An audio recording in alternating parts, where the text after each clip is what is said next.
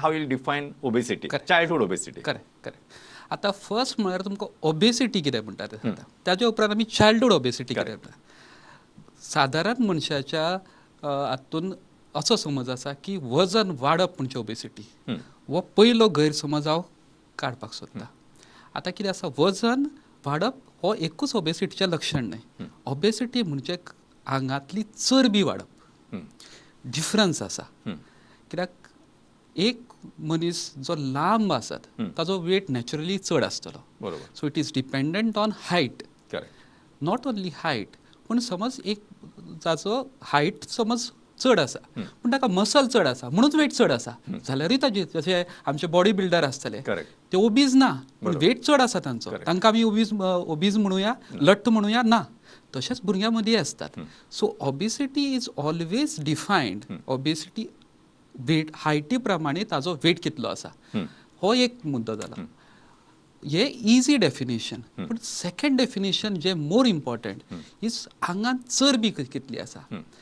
आतां वेट आनी हायट हाजेर आमी कॅल्क्युलेशन केलें जाल्यार BMI जो आमी बॉडी मास इंडेक्स म्हणटा ताजेर हे करता आनी ताजे व्हॅल्यूज आसतात. भुरग्यां मदें आनी एडल्टां मदें व्हॅल्यूज वेगळे वेगळे. अच्छा. व्हडल्या मदीं आमी 30 BMI अजून चड आसले जाल्यार ओबेसिटी म्हणटा. 28च्या वयर आसत जाल्यार आमी ओव्हरवेट म्हणटा.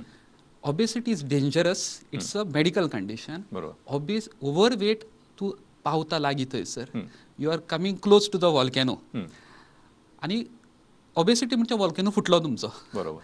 तशेंच भुरग्यां मदीं ही BMI व्हॅल्यूज वेगळी आसा कित्याक it differs according to age. बरोबर. ते कितें व्हॅल्यूज आसा ते दोतोर पळयतले.